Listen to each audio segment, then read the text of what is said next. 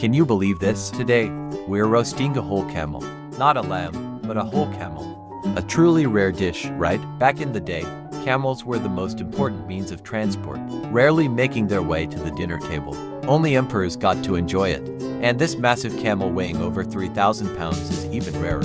Obviously, roasting it over a traditional campfire is not feasible. So, they decide to dig a huge pit, and this pit has to meet some strict size requirements. It needs to be at least 3 cubic meters, and to prevent the soil from caving in during the roasting, they reinforce it with mud. Looking at it, I thought they were making a kid's swimming pool. It takes a total of 25,000 stones to complete. To get some tasty roasted camel meat, the spice blend is key. First, a generous amount of fine salt, a dash of ground pepper. Gary, throw in some turmeric powder, and a must-have versatile chili powder.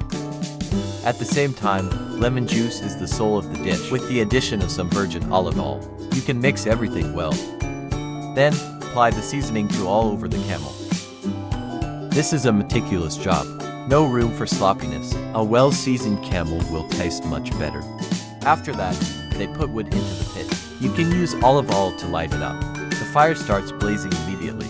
After about half an hour, all the wood will burn to charcoal, and the temperature reaches 750 degrees Fahrenheit. Then, 2 iron pots are placed into the pit. 2 pots filled with boiling water, not only to maintain balance, but also to act as a combo steamer and roaster. Then, using a large crane, they put the 3,000-pound camel into the pit, and press it down with a 600-pound iron sheet to seal the pit tightly, ensuring an oxygen-free environment. After 6 hours of roasting, the camel is ready to be enjoyed.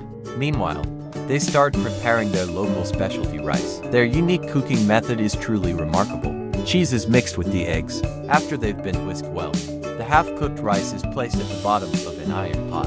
Another main reason why their rice is so popular is because they add different side dishes back into the iron pot to cook 2 types of rice in 1 pot. This is also a unique point of the locals. It's almost time. Move the iron sheet, and a strong, savory aroma immediately fills the air. Everyone's eager to dig in. People can't wait to lift the iron sheet together, tear off the foil on the outside, and the golden brown roasted camel is revealed.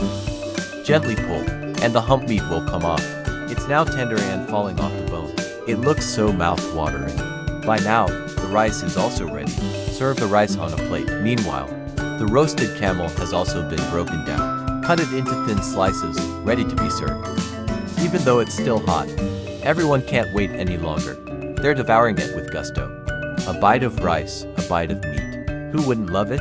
Especially in this setting. That was a truly unique and amazing culinary experience.